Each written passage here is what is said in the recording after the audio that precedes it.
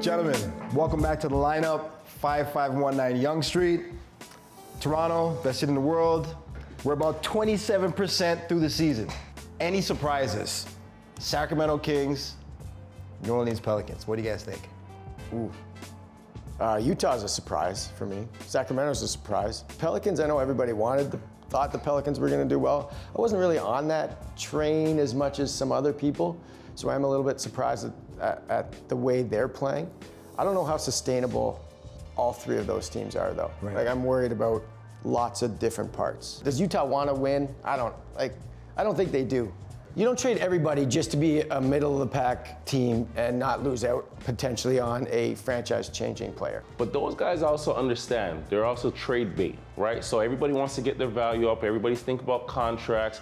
When you toss up that ball, that natural competitive juice gets flowing, right? When you have a bunch of role players, because they weren't like necessarily put together in mind of playing together and winning. Yeah. All these guys, same thing you said, they're very hungry, they're ready to go, they're trying to show the entire league that they want to like win. And Will Hardy is an amazing coach. You see him talk down to Sexton, young bull, sitting him down here and trying to break down to him like all these different things. He cares about this team, they care about winning. Right. And yes, 2-7 the last couple 9 games, they're kind of looking like a little bit of a slump. Maybe they're kind of coming back to earth, but I still think as far as this new NBA, I feel like the torch has been passed. All the young teams are ready to go. They're not afraid of the old guards. They're not afraid of the Brooklyns. They're not afraid of the Lakers. In fact, I feel like they have those games circled. Like, I think people took them a little bit lightly to begin the season. Everybody thought they weren't going to win. And now teams are like, okay, we actually have to defend. We got to try a little bit. I think you're going to see them regress So I think severely. the help there. Severely. Oh, yeah. Ooh. The Jazz are not making the playoffs. No, he's right. He's right. that's He's not right. Playing? They're Playing? still- No, they're going They to are be going to be in the They'll be 20 sweepstakes. games under 500 by the end of the season. This is documented. This is documented. Oh, yeah. What did I pick last year? I picked the Warriors to You win. go back to that. But I think to his point too is that now teams are starting to scout a bit more, right? You're starting to get prepared for that midpoint of the season. With the Pels, I think teams didn't really have an opportunity to scout the Zions, because he's been out for so long. And that team's doing well. I'm not surprised at where they are. Because I think they just haven't had that unit for teams to really scout and identify. So for the start that they've had, I commend them, but it's going to be an uphill battle. Shout out to Brandon Ingram. We got to talk about the Pelicans. We got to talk about their net rating. They're doing well on defensive and offensive ends. So they're going out there giving everyone the work for full 48 minutes. 48 hours. Feels like 48 hours. Feels like it, right? Like a full In the 48. trenches. Yeah. But then you see CJ McCollum, the resurgence of him, just like once he leaves Portland, he has this kind of abundance in area to kind of play around and do whatever he needs to do. And he gets you those late game buckets, those 2-pointers that we've kind of discredited over the years as far as like analytics. And also Sacramento, I just got to say, light the beam. I'm a fan. They sold me with that. Anytime there's like a franchise that's been struggling, that has a little bit of success, I naturally have a sympathetic heart and ear for them. So whatever Sacramento's doing out there, I'm And really they've been excited bad for them. forever. But speaking of defenses, they're giving up 117 points per game. That's a lot. You can't do that. Yeah. You can't. So you're gonna, they're scoring 118, which is good. The best defense is an amazing offense, apparently. Yeah. And Sabonis isn't really known as a defender. Yeah. Sabonis is not known as a defender. Harrison Barnes can defend a little bit. I think they'll be play-in maybe sneak into 8 after the play-in. Right. If and buts were candy and nuts, we'd all have a Merry Christmas. I don't know. I like that. I came fire this one. I like that. Other teams, are you surprised with the resurgence of GS, Brooklyn? Those teams have superstars, right? And we can't, and you also can't dismiss the fact that Golden State, that's a championship team. They have championship pedigree.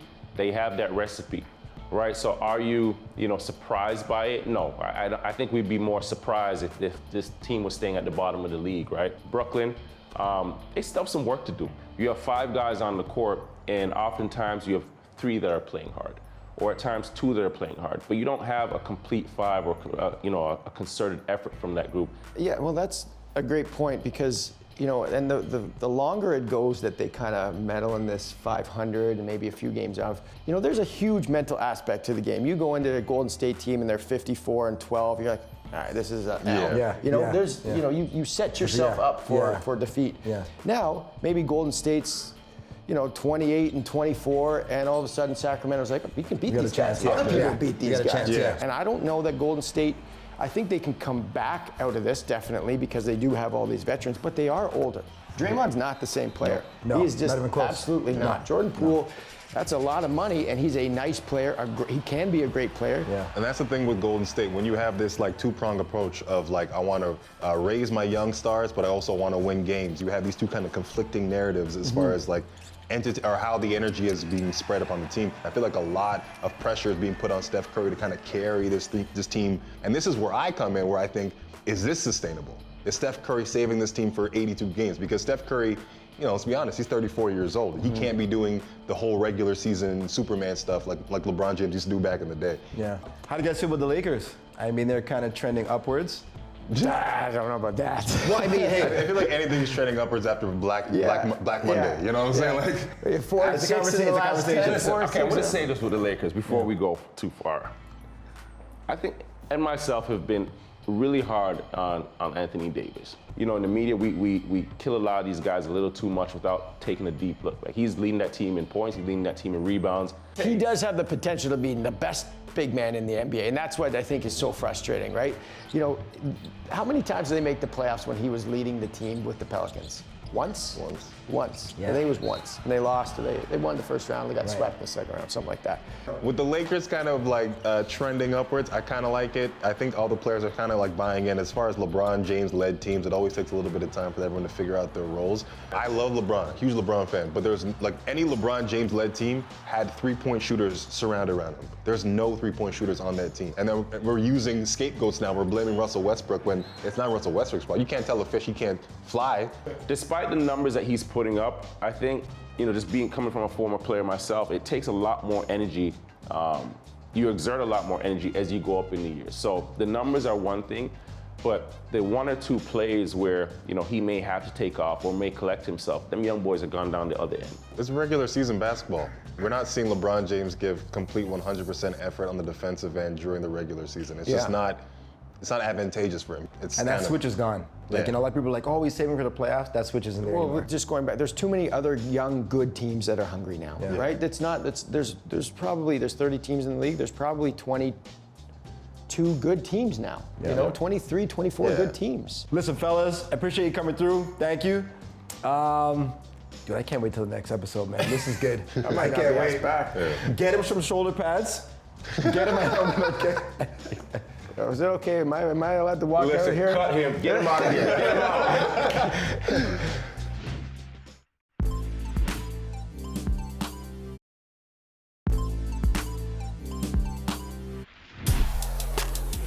Canada may not have a long history of coaching in the NBA, but you got to give props to the Toronto Raptors for ushering in new generations of coaches. It starts with Jay Triano, and it goes to as recent as Jama Malalela, who was the 905 bench boss, but is now with the Golden State Warriors. Recently, they announced a new head coach, who's the youngest head coach in 905 history. His name is Eric Curry, and this is his story as we checked in at Paramount Fine Food Center with the coaches, the staff, and the players on the story of Eric Curry.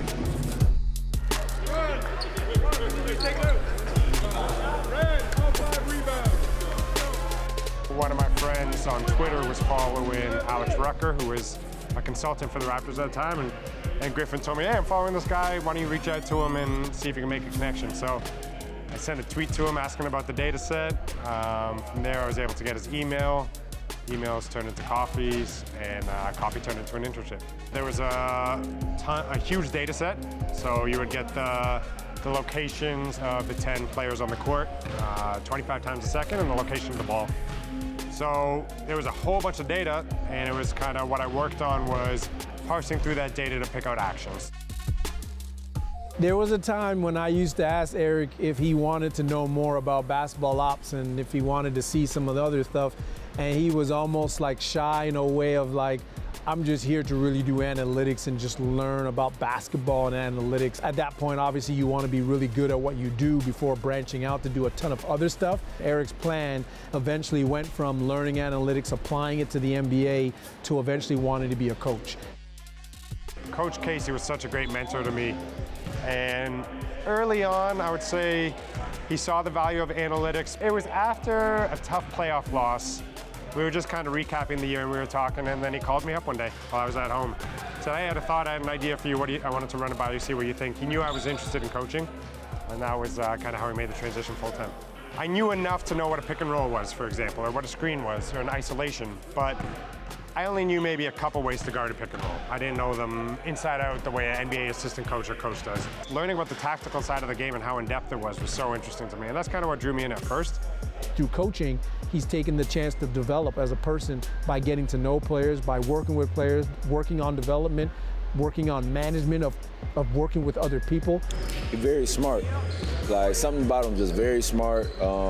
He knows the game of basketball, and he just wants to win. He's a competitor. I've been knowing him for a little bit. I was with the Raptors, and he was up there too, so he's a really good guy. Player development coach, player first. He kind of understands what we're coming from. I definitely grew my voice a lot over the time. That's something, my first stint with 905, that was something I really focused on. I spent so much time analyzing the game and not so much time running drills and running film sessions. He communicates with us on like a personal level, on like if he was our age and what we'd be going through and things like that, and how to figure out things.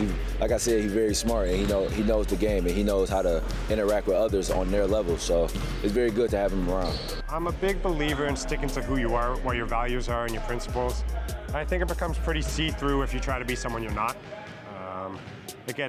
Everybody notices right away. It's now managing the game and making final decisions. It's now managing decisions that need to be made on what practice is going to be consisted of based on what you are learning as a group and where you need to get to be truly successful. He wants the best for you. It's all about communication. And really, it gives you a chance to play. He just lets you play, work through your mistakes, and then communicates it with you after the game or during the game, whatever it is. So, and it's all about just getting better. There's nothing new here. Everything that we run is what the Raptors run. We don't run at the exact same ratios they do because we don't have the exact same personnel, but we're not trying to reinvent the wheel. The coach nurse system has been so successful. It's won championships both in the NBA and elsewhere, and that's something that we're definitely going to implement here. For starters, because it's successful, and then also because there's going to be a lot of back and forth between players, Jeff and Ron, but also hopefully other players are going to be going up and down as well. The Raptors end the game on a 10-3 run. Raptors 905, 110, go 107.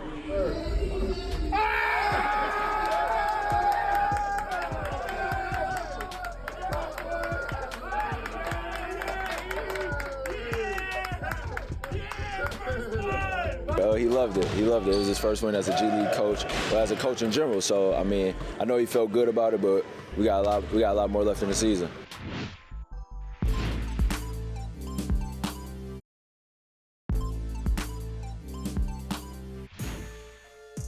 You don't necessarily need the most talent in this league, and I think we're also seeing teams get away from those super teams. Yeah. And having more success by developing your own and just growing your own talent. And a lot of that also stems from, coaching and coaches developing their players and having their system, having guys buy in. So Jacques Vaughn, this is third time actually getting the reins of an NBA team, right? So hopefully it sticks. Jamon, you were actually with the Raptors. Yeah, I had a chance to sit down with a couple of the assistants from the Raptors, Adrian Griffin, Earl Watson, and the Raptors coaches open house. And I thought that was special because they got to speak to the community coaches, and we learned so much. Even for myself, I was a sponge. I sat down and just absorbed everything. So is this something you may be looking at in the near future? I mean, are you looking to be coaching, NBA head coach somewhere? I'm trying to keep, you cut me, I'm trying to keep my hair. I don't need that stress. We are here at Scotiabank Arena where the Toronto Raptors have been kind enough to open up their practice to more than 500 community coaches. We all know to make it to the NBA level, it takes a lot of knowledge, a lot of experience, a lot of perspective, and a little bit of luck. These coaches have been fortunate enough to sit in, gain some perspective, use some new tricks of the trade, and we're gonna get a chance to sit down with a couple of the coaches to see what all the vibes are about. So what does it mean for you to step outside in front of these community coaches, more than 500 out there, and just speak to them? Well, it speaks volume to them to be up at 9 o'clock and here, eager to learn. You want to find as many things to put in your favor, I always say, and you want to learn. And what better way to come to the Toronto Raptors culture I'm always looking for ways to get better, and we have Coach Nate Bjorken, who's a veteran coach on the staff, another guy that I look up to, and we have a lot of conversations about getting better and how we get our players better. We often talk about development from the player standpoint, but coaches are important. Like, they're the paramount piece where they're the ones instilling the confidence and the skill set of the players. What does it mean for you to just be in front of these coaches here, the community coaches, and share your knowledge? I think it's really, really cool. And one of the things I know for sure from my own career is that so many people helped me move along in my career. They were busy preparing for games, but they answered all of my questions when I was coming up with the Knicks, when I was doing video for the Knicks. Why did you do this? How did you do that? And they always took the time to answer my questions and give me as much information and feedback as they could. And coaching is a family. Like, we're all in this together. We're all trying to do the same things. It might be different levels, but we still have the same trials and tribulations every day. And you're not just trying to develop your players, you're trying to develop your younger coaches. Our video guys that want to become, full-time coaches. We try to really teach them so that they can move up as well. I think coaching is a profession you try to give back to.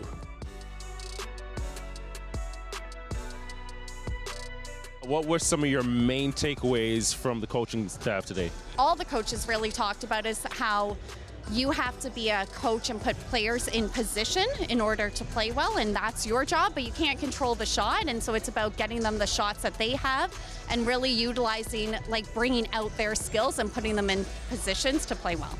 What's the end goal for you? I've got a 9-year-old son, and I just want him to love this game as much as I love this game. Trying to promote this game to other youth, and just making sure that they grow from it as much as I've grown from it. Growth, education, just building them into not only, great basketball players, but just great, individuals as human beings. I think it's fantastic that they're here on a cold Sunday morning, in here trying to educate themselves and pick up 1 or 2 gems to take away. And that's how you build a coaching philosophy, just a little bits all the way along, and what works for you, keep it. What doesn't, use it for another day. As you really build confidence before the actual moment, the moment in the game, you might have 2 seconds, 1 second, 0.4 of a second. And it's the confidence that you're going to get a great shot and to execute it, And once you have a team that can execute under pressure, you got a pretty good team. And that's a wrap from Coach's Open House. We learned a lot, coaches shared a lot, they were selfless, a lot of knowledge, a lot of perspective. But now the players are about to hit the floor. I'm gonna sit back and enjoy this practice.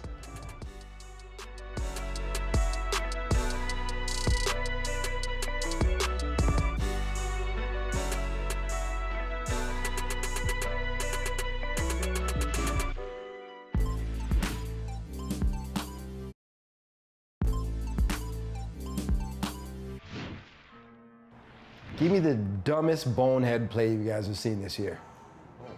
Pat Bev body checking DeAndre Ayton. I'm tired of it. See, so I'm coming from a different angle. For me, the dumb plays before that's like, okay, it's the same play with Martin and Koloko. Yeah. Okay, Martin, you're tying up this rookie, you're throwing him into the stands. You're a tough guy. What are you trying to prove? There's a respect that you don't shove a guy from behind going for a layup, right? Yeah. Because they could get seriously hurt. Yeah. So why now is it because somebody stands over you for a split second that it's okay now to shove someone from behind? If I'm on the floor, my teammates. Well, that's selective shoving from behind. That's not. I'm on the floor. I'm vulnerable. I don't know what you're going to do. I'm okay with the push, but you got to do it face to face. You got to let the person see that they're coming. Yeah, you can't do it from Sure. behind. That's what I'm saying. Yeah. So what should we do? Okay, let's. You stand over my man. Let's time out everybody. I'm gonna get in front of you while you stand over and disrespect my teammate. Sure. I'll give you a little push like this, and then a second one like that. If you're DeAndre Ayton, if you want to be this tough guy, you gotta really live it then. Okay, so your take is it wasn't a bonehead play. Which one are we talking about? Pat Bev. No. Okay, give me your bonehead play of the season. My bonehead play was DeAndre Ayton standing over it. Go bully. If you want to bully a bully. Yeah. Gotcha. Alan, give me your bonehead play of the season. I got like 2 of them I wanted to rattle off. I gotta say DeJounte Murray when he tapped Jabari Smith's head after hitting the 3-point shot. That boy's been on one all season. We're talking about directive energies. like that. He's going after He's going after. Why you want that rookies? Why you want that rookies? That's fun. That's do that to somebody. Do that to someone in your own emphasizing your I like that. And he did it to Paulo too. He did it to Paulo in the summer when he in the league. I'm like, why are you fighting people who ain't got the contracts yet? It's like when you hit a 3 and you run back, you give him one of those. That's not one of those. Don't give me don't sun me. Don't do that. Don't do that. You catch it. I don't even know if you guys I'm probably the only guy here that's hit a 3. So. Can you dunk? Can you dunk? You can dunk. I can dunk too. Can you dunk? I was. He said was. I wasn't dunking. I was. But also, biggest bonehead move I have to say is, first off, everything that's happened in Minnesota. Yeah. But D'Angelo Russell, for a full possession, just sitting at the scorer's table, not going in, not having the situational awareness of seeing 4 players on the court and not going in there. Yeah, that's number 1. So not on purpose, but again, I gotta go back to the Lakers. LeBron falls down. Anthony Davis is going over to help him. He walks over to help him and slides into LeBron. And if you look at LeBron's face, LeBron's gonna start looking at him like, we can't catch a break. Dude, he's got baby giraffe legs. It's so wild. He's got these kind of like newborn kind of like, I'm just out here for the first time. Oh, man. Is that your number 1? That's your number 1? Dude, Anthony Davis slipping? Listen, that's the craziest thing I've seen this season, man. You going to help a teammate up and you go down too? Yeah, it's funny. You suck the air out of the building. Everybody held their breath.